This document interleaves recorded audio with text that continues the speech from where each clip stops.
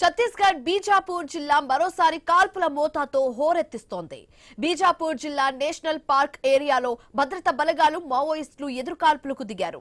Maoist అగ్రనేతలు ఉన్నారన్న సమాచారంతో భద్రతా బలగాలు కాల్పులు చేపట్టాయి. కాల్పులో 2 మావోయిస్టులు మృతి చెందారు. ఘటనా స్థలంలో 2 AK-47 ఆయుధాలు, పేలుడు పదార్థాలు స్వాధీనం చేసుకున్నారు. ప్రస్తుతం DRG బలగాల సారథ్యంలో కాల్పులు ఇంకా కొనసాగుతున్నాయి. ఎన్కౌంటర్ ను బీజాపూర్ జిల్లా SP జితేందర్ కుమార్ యాదవ్ ధృవీకరించారు.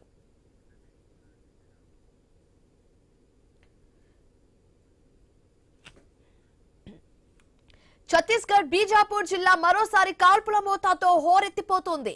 బీజాపూర్ జిల్లా నేషనల్ పార్క్ ఏరియాలో భద్రతా బలగాలు మావోయిస్టుల మధ్య ఎదురు కాల్పులు దిగారు. మావోయిస్ట్ అగ్రనేతలు ఉన్నారన్న తాజా సమాచారంతో భద్రతా బలగాలు కాల్పులు చేపట్టాయి.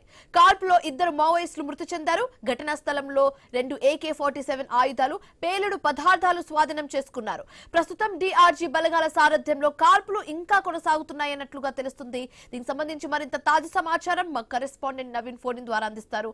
నవీన్, శివాని, మనం చూడొచ్చు ఛత్తీస్గఢ్ రాష్ట్రంలోని బీజాపూర్ నేషనల్ పార్క్ అడవి ప్రాంతంలో ఉదయం నుంచి కూడా భారీ ఎన్కౌంటర్ చోటు చేసుకుంటుంది. ఈ ఎన్కౌంటర్ లో ఇప్పటికే 2 మావోయిస్టులు చనిపోయినట్టుగా పోలీసులు ధృవీకరించారు. చనిపోయినటువంటి మావోయిస్టు దగ్గర నుంచి 2 AK-47తో పాటు ఇతర ఆయుధాలు, అదేవిధంగా పేలుడు పదార్థాలను కూడా స్వాధీనం చేసుకున్నారని చెప్పేసి కూడా బీజాపూర్ జిల్లా SP జితేందర్ కుమార్ యాదవ్ అయితే ప్రకటించిన సిచ్యువేషన్ కనపడుతుంది. అయితే ఇప్పటికి కూడా మనం చూడొచ్చు ఉదయం నుంచి కొనసాగుతున్న ఈ కాల్పుల్లో కీలక నేతలు ఉన్నారనే పక్క సమాచారంతో DRG బలగాలతో పాటు CRPF బలగాలు మొత్తం కూడా మావోయిస్టులు ఉన్న ప్రాంతం ఏదైతే ఉందో నేషనల్ పార్క్ అడవి ప్రాంతాన్ని మొత్తం కూడా చుట్టుముట్టాయి. ఇప్పటికే ఆ కాల్పులు ఇంకా కొనసాగుతున్న నేపథ్యంలో మృతుల సంఖ్య కూడా పెరిగే అవకాశం ఉంటుందని చెప్పేసి కూడా ఇప్పటికే జిల్లా SP జితేందర్ కుమార్ అయితే చెప్తున్న పరిస్థితి కనపడుతుంది. ఏదైనా కానీ భారీ ఎన్కౌంటర్ అని చెప్పుకోవచ్చు. ఎందుకంటే మావోయిస్టులు ఆ ప్రాంతం మొత్తం కూడా అంటే ఇటు ఒడిశాతో పాటు మహారాష్ట్ర ఈ సరిహద్దు ప్రాంతాలు ఇవన్నీ ఉంటాయి.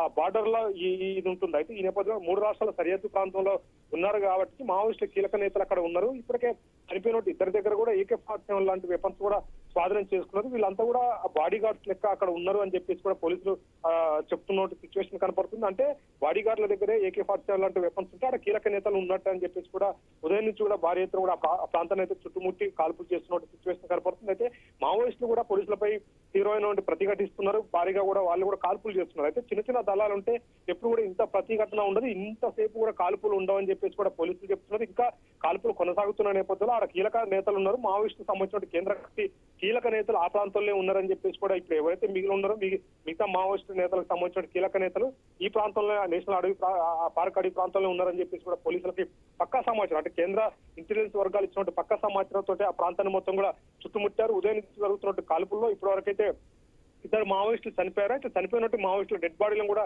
గుర్తించాలని చెప్పి చెప్తున్నారు. ఎందుకంటే చనిపోయినట్టు డెడ్ బాడీలను అయితే స్వాధీనం చేసుకున్నారు, కానీ ఆ చనిపోయిన వ్యక్తులు ఎవరనేది ఇంకా గుర్తించలేదు. పూర్తి స్థాయిలో కూడా ఇంకా ఆపరేషన్ కొనసాగుతున్న నేపథ్యంలో, ఇంకా కాల్పులు కొనసాగుతున్న నేపథ్యంలో మృతుల సంఖ్య పెరిగే అవకాశం ఉంటుంది. దీంట్లో కీలక నేతలు ఉన్నారని పక్కా కూడా పోలీసులు చెప్తున్నారు. ఇప్పటికే జితేష్ కుమార్ చెప్తున్నటువంటి విధానం చూసుకున్నట్టయితే ఆ కీలక నేతలు ఉన్నారు. ఆ ప్రాంతంలో పక్క సమాచారంతో మేము ఆ ప్రాంతాన్ని చుట్టుముట్టామని చెప్పేసి కూడా ఒక పక్క పోలీసులు చెప్తున్నారు. అయితే వాళ్ళు కూడా భారీగా కూడా కాల్పులు చేస్తున్నారు.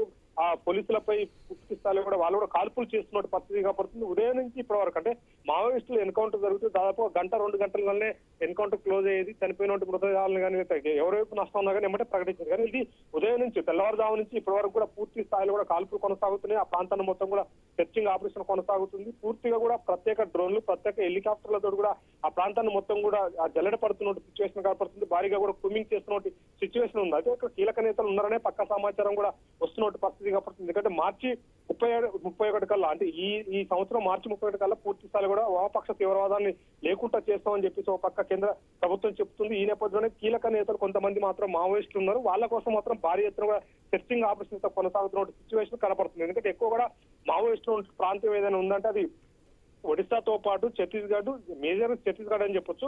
ఒడిశా, ఛత్తీస్గఢ్, మహారాష్ట్ర ఈ సరిహద్దు ప్రాంతంలో ఎక్కువ మావోయిస్టులు మకాం వేస్తున్నారు. ఉన్నవంటి కీలక నేతలు ఎవరైతే ఉన్నారో ఆ ప్రాంతంలో షెల్టర్ జోన్ తీసుకొని అక్కడే ఉంటున్నట్టుగా పక్క సమాచారం అందుతుంది. ఈ నేపథ్యంలో ఆ ప్రాంతం నుంచి ప్రాంతాలు మార్చుకుంటూ అటు ఇటు తిరుగుతున్నారు అని చెప్పేసి కూడా చెప్తున్నారు. ఎందుకంటే ఆ ప్రాంతంలో ఎత్తైనటువంటి కొండలు, లోయలతో పాటు భారీ నదులు కూడా ఆ ప్రాంతంలో ఉన్నాయి. ఈ నేపథ్యంలోనే పూర్తి స్థాయిలో కూడా మావోయిస్టులు షెల్టర్ జోన్ గా చేసుకున్న ఆ ప్రాంతంలో ఉన్నారని చెప్పేసి పక్క సమాచారం అందిందని చెప్పేసి కూడా చెప్తున్నారు. ఇప్పటికే ఆ ప్రాంతాన్ని మొత్తం కూడా DRGతో పాటు CRPF బలగాలు కూడా చుట్టుముట్టే ఇంకా కాల్పులు కొనసాగుతున్నాయి.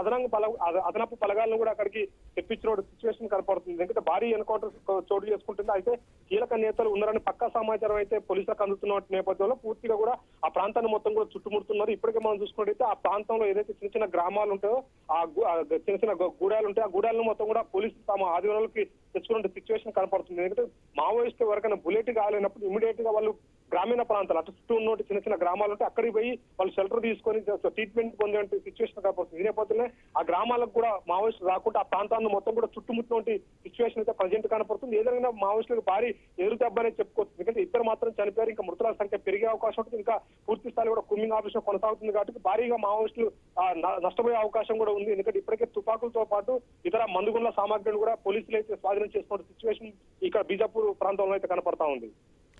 Thank you Naveen.